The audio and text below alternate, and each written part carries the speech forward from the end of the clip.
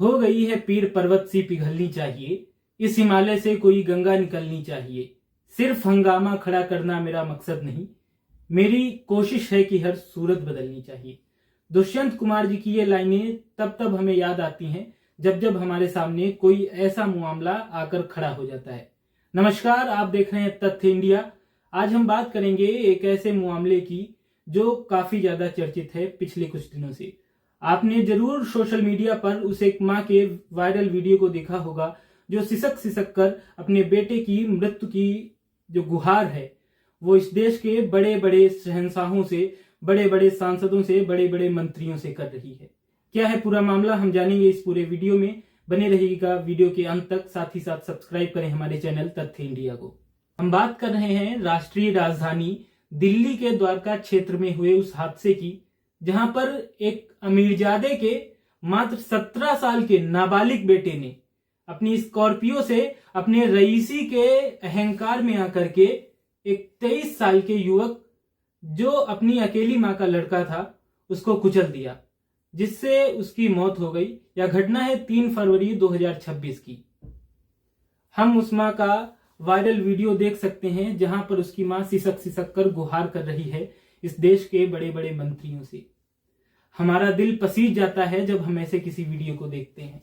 तब हमारे मन में कई ऐसे सवाल उठते हैं सरकार से, सवाल उठते हैं प्रशासन से।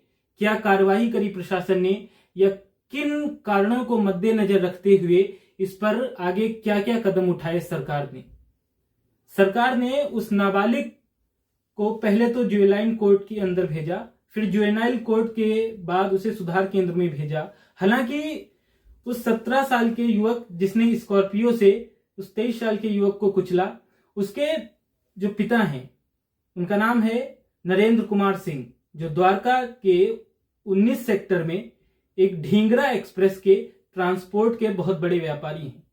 तो हमारा यहां पर यह भी सवाल बनता है कि कब तक यह देश इस देश के एक बड़े पूंजीपति वर्ग का हिमायती बना रहेगा?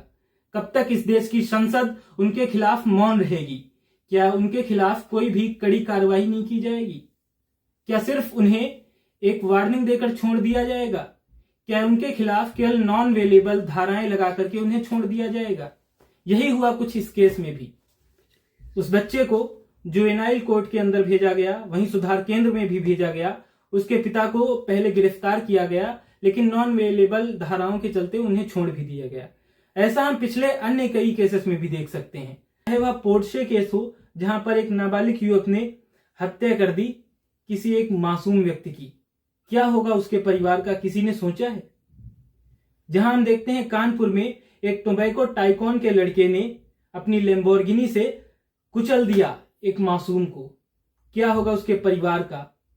जहां हम देखते हैं कि दिल्ली सरकार की जो लूपहोल्स हैं उनके चलते एक युवक की मौत हो गई दिल्ली सरकार के नगर निगम द्वारा चल रहे गड्ढे को भरने के प्रोग्राम के अंतर्गत। क्या हमारे समाज के अंतर्गत रहते हुए कोई जिम्मेदारी नहीं बनती है? कब हम उठकर खड़े होंगे? कब हम आएंगे सड़कों पर? कब हम सरकार से करेंगे सवाल? कब हमारी जो न्याय प्रक्रिया है वह इसके खिलाफ कोई कड़ा से कड़ा कानून बनाकर लाएगी?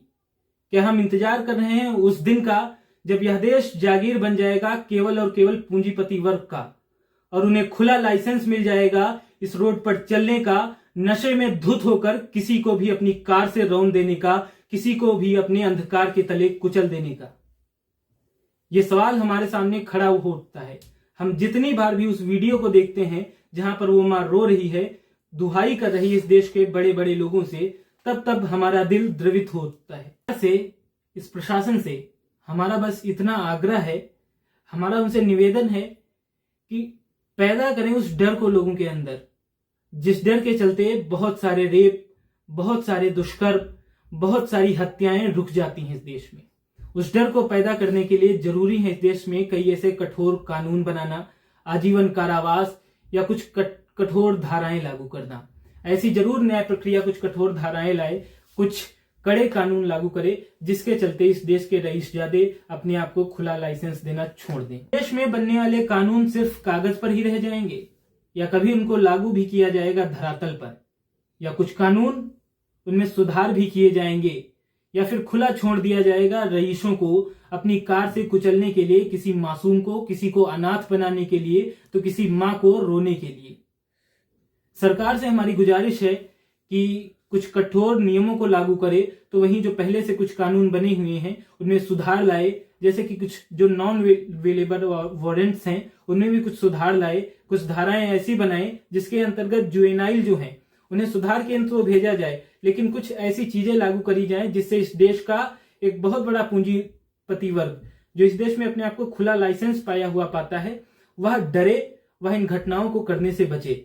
ऐसी तमाम खबरों को जानने के लिए हमारे साथ बने रहिए, सब्सक्राइब करिए हमारे चैनल तथ्य इंडिया को। मैं अखिल, हमारे साथ कैमरे पर हैं अविक गौरव।